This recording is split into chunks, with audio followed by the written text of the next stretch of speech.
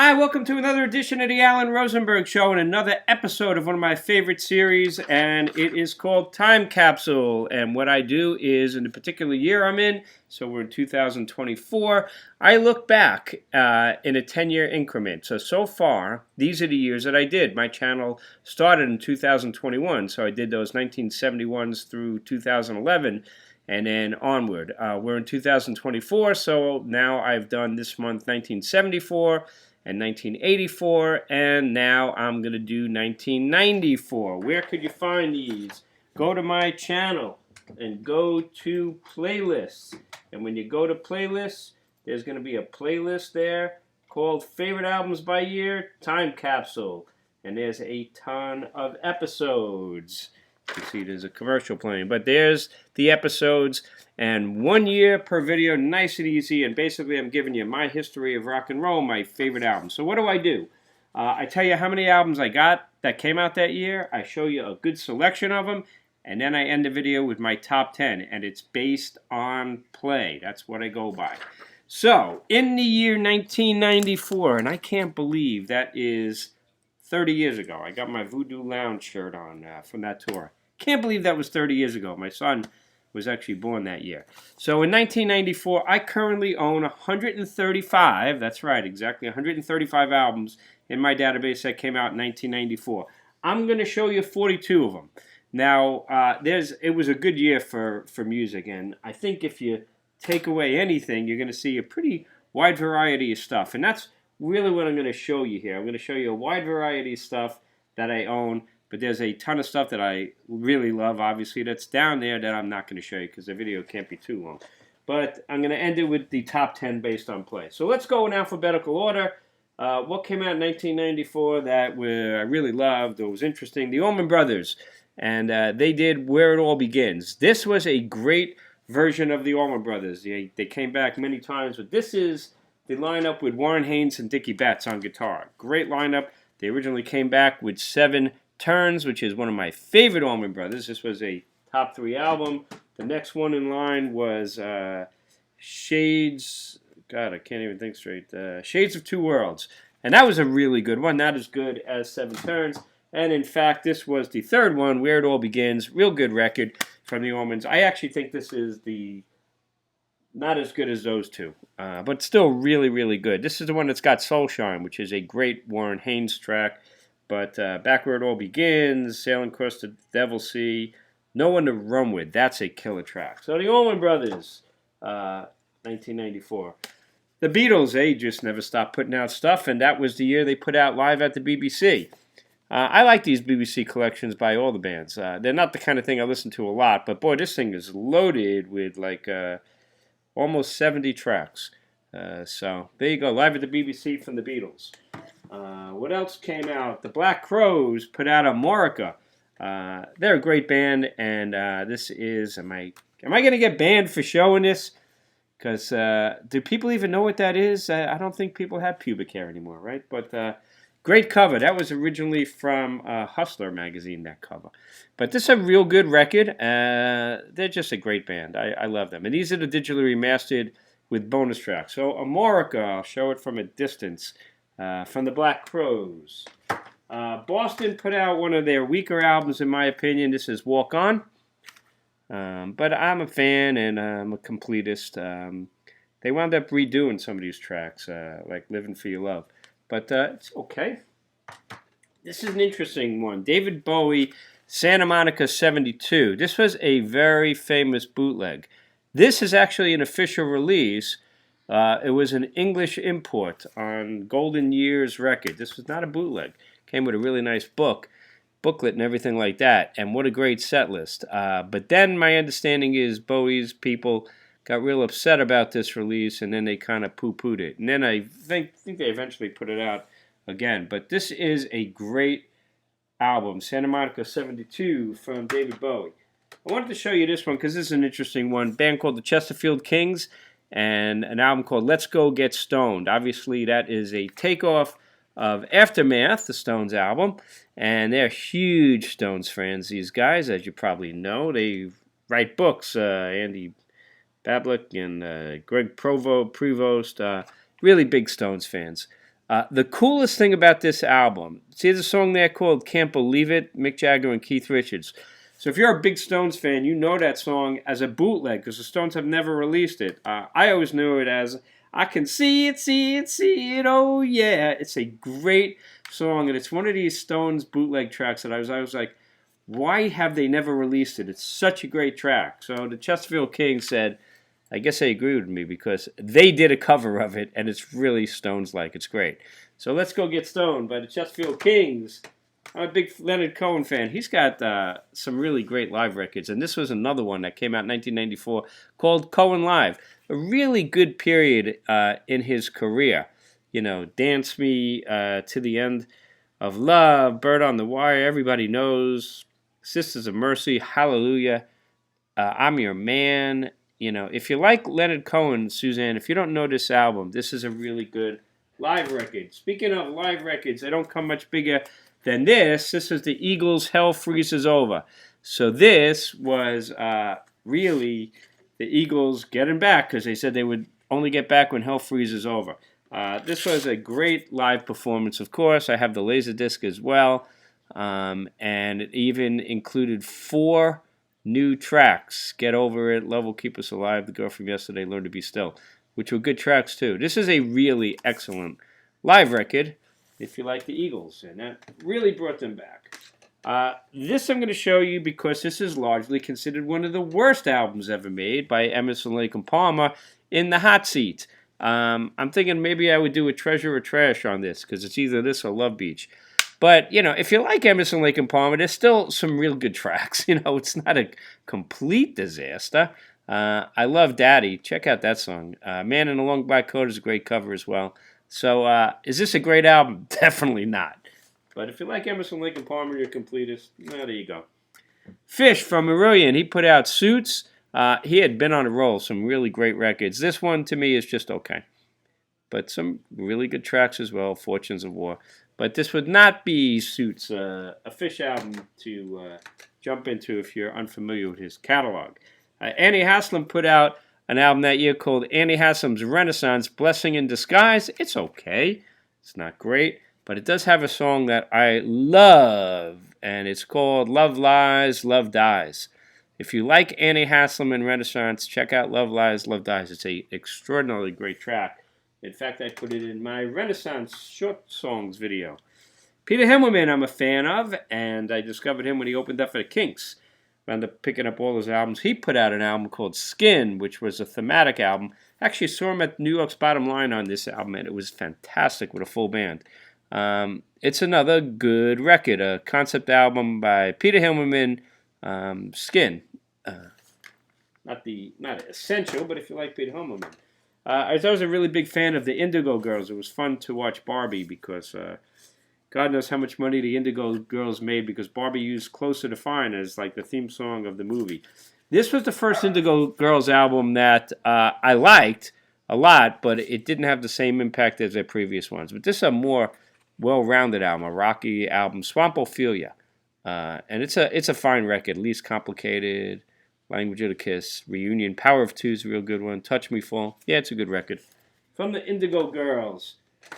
This is a really good record. I know I only got it because it's Mick Jagger's brother, but Chris Jagger's Atcha was a really cool album. It had Mick Jagger on it, Dave Gilmour, and Dave Stewart, as you could see. Very New Orleans kind of like. It's a good record. It's Zydeco. Not what you would expect, but, check out Lossatown. That's a great song. But the whole album is good if you like that kind of New Orleans Zydeco type music performed by a British guy, Mick Jagger's brother. Luna put out Bewitched, another solid release from them in 1994. This is the one that's got California All the Way, Tiger Lily, Friendly Advice, Bewitched. This is a good record if you like Luna. This was the last Madonna album that I really gave a crap about, Bedtime Stories. I really only like her first 4 albums. Those are like my go-to Madonna. Not that I listen to her much. But this one was pretty good. I got it as a promo. Bedtime Stories. But this is the last Madonna studio record I think I ever bought, possibly. Now, Manic Street Preachers put out their classic album called The Holy Bible. in 1994. A legendary record about Manic Street Preachers overseas and here in America, unknown. But a fantastic band, a really interesting story. And then this was the 10th anniversary edition that I'm still going through. This is a triple set of that very famous album with a remastered version, a US mix with demos, and then a DVD of it. To be completely honest with you, I've become a really big fan of the Manic Street Preachers, but I tend to enjoy their latter-day albums more. They're more melodic. Joni Mitchell put out a really strong record that year, Turbulent Indigo. You may know the song Sex Kills, which is a great track, but there's a lot of really good songs on this album. This is a really good latter-day Joni Mitchell album.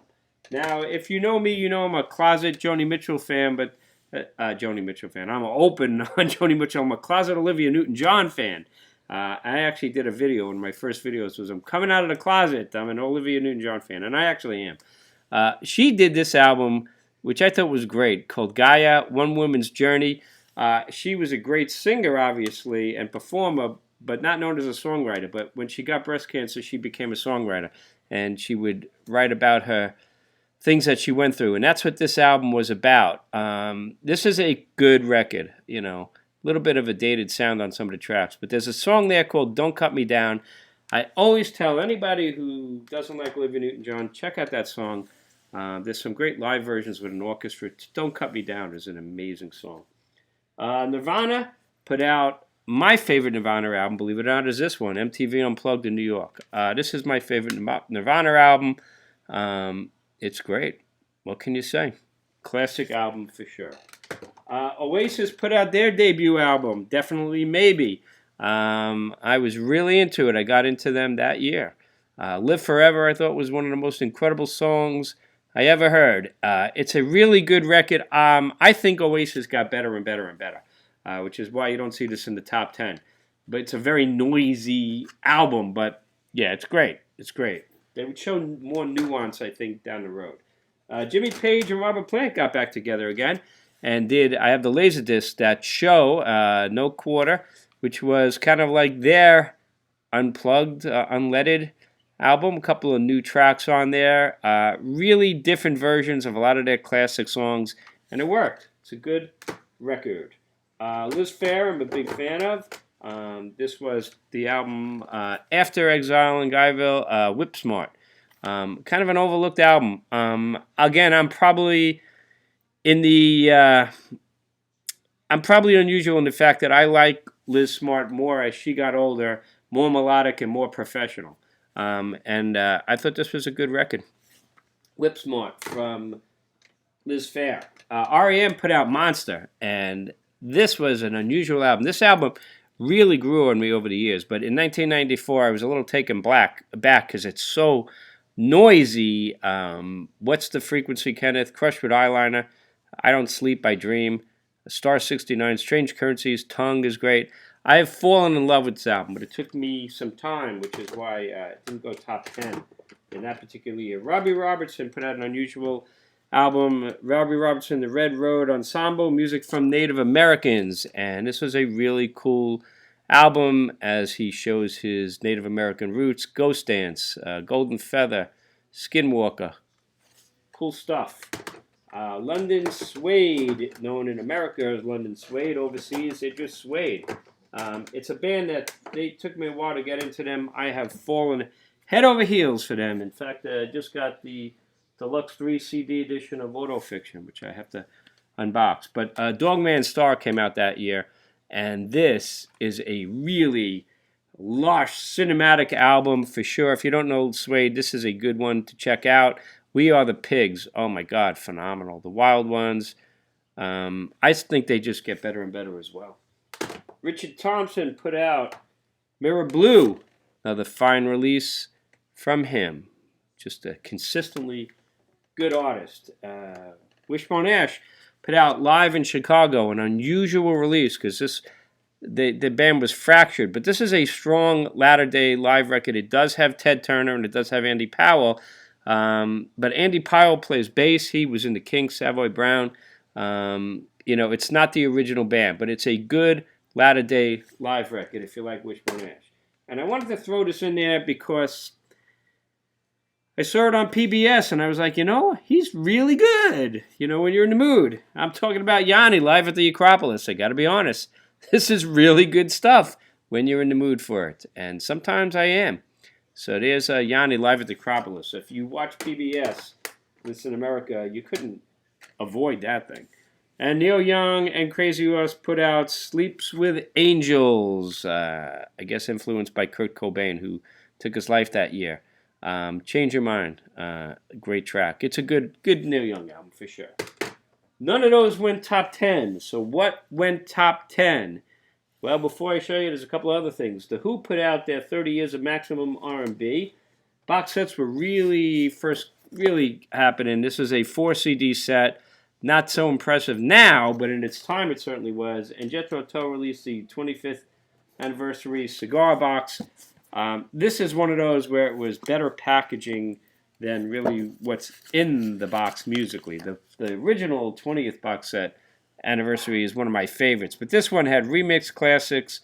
Live at Carnegie Hall was cool. The Beacon Bottoms was new versions of classic songs, a little bit unnecessary to me. And then the Live Tracks Disc 4 was the highlight of this box and the book and the packaging. But not the best Tull box, to be honest with you. And the Who stuff would get supplanted with all their reissues and mega boxes that I have up there. All right, what's the top 10 albums of 1994 for me based on play? At number 10, it beat out Oasis, and that was Parklife from Blur. This is such a cool album. It's just great. Girls and Boys with that kind of disco beat, but does it get any better than the title track, Parklife, with Phil Daniels from Quadrophenia doing the narration? If you don't get excited by hearing that, then there's something wrong with you. Parklife, the title track, is amazing. The lushness of To the End is incredible. End of a Century is fantastic.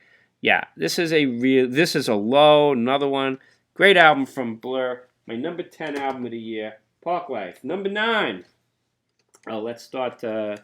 Number 10, Parklife. We'll stick that right over there. Number 9 is going to surprise a lot of people. I'm a big fan of Yes, mostly the classic Yes, John Anderson and Steve Howe, the legendary Yes, Fragile, Close to the Edge, even Going for the One. The Trevor Rabin stuff, not such a huge fan of. 90125 was a huge hit. I never listened to it that much. Big Generator listened to a lot less. But this album, for whatever reason, really grabbed me. This is an album they did with Trevor Rabin called Talk. I think it's got one of the worst covers ever. God knows what they paid Peter Max for this childlike cover that I think my 4-year-old could have did a better cover. But Peter Max did it. It's called Talk. This, if you like Trevor Rabin and Yes from 90125, whatever the name of that album is, this is a better album, I'm telling you. This is a great Trevor Rabin Yes album. The Calling, I Am Waiting, Real Love, State of Play, Walls should have been a smash hit single. An Endless Dream right there. That last track is classic Yes. Even would stand up with that classic Steve Howe, Rick Wakeman stuff. It's a great latter day Yes album with Tony Kaye and Trevor Rabin, Chris Squire, Alan White, and John Anderson. Check out Talk, my number 9 album of the year. Number 8, Paul Weller, big fan, and he released his classic Wildwood. Great album. This is the special super deluxe version. I've had multiple versions of this. This is a double disc with the original album and B-sides. Paul Weller is known for having a million B-sides that don't make the albums, which is really fun. But, Sunflower, Holy Man, Wildwood, all the pictures on the wall. Has the fire really gone out? I can go on and on. This is Shadow of the Sun, Foot of the Mountain. Great album. Paul Weller. And he also released a cool live record called Livewood at that time, just in case you're interested. But Wildwood from Paul Weller at number 8. Can you see that?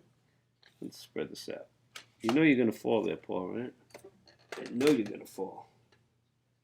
All right, number 7 was a great return to form from Peter Frampton on the new record label. What was this on? Relativity, right?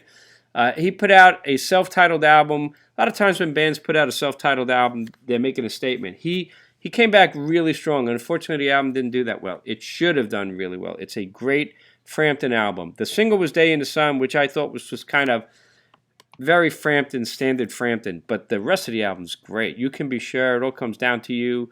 Can't Take That Away. Waiting for Your Love. Yeah, this should have been a much bigger hit than it was. Peter Frampton, the self-titled album, at number 7. Great record.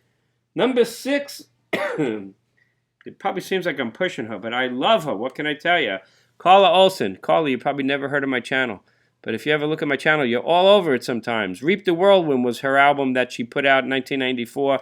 Again, people should have discovered this. This is another album with Mick Taylor on guitar. So obviously it's great. Special guest, Mark Lindsay. Percy Sledge was on this. Michael Rickfors is on this as well. But it's Cara Olen through and through. This is a really good record. The title track, Reap the Whirlwind, Ups and Downs, Rock of Ages, Kinder Wars. Check out Kinder Wars. Not a Soda, Remember, Honest as Daylight. The whole damn album. Love it. Cara Olen at number 6 with Reap the Whirlwind.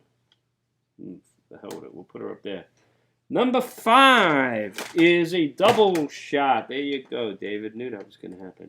Number 5 is a double shot because it's kind of unusual. The Kinks put out their version of an unplugged album on their own label. 2 different versions of it. The one in America was a double called To the Bone. Great mixture of acoustic and electric, some deep cuts, you know. They really were pushing at that time Village Green Preservation Society and Picture Book. Do you remember Walter? I'm Not Like Everybody Else. Everyone Else is an amazing track. Tons of great tracks, plus unreleased a new track, To the Bone. Yeah, I love this album. I still play it to this day. The UK version looked like this. Had a different track listing. Some of it was the same, but some of it's not the same. It had Waterloo Sunset. Waterloo Sunset's not on this. How can that be? But it is. So for a King completist like me, I need both versions. A single disc and a double disc. They are both great. And that's why it's at number 5. To the Bone from the Kinks. Their great kind of unplugged album. All right, let's keep going. At number 4, a huge tour and a huge return from Pink Floyd. Minus Roger Waters. I didn't miss him. What can I tell you? This is a great cover. Everything about this just is classic Pink Floyd. This is one of the great Pink Floyd albums. I think it's up there with all their best albums. I love it. You know, What Do You Want From Me? Take It Back, Coming Back to Life, Lost for Words, and the title track, which is called High Hopes of the Division Bell, is one of the greatest pieces of music by Pink Floyd ever.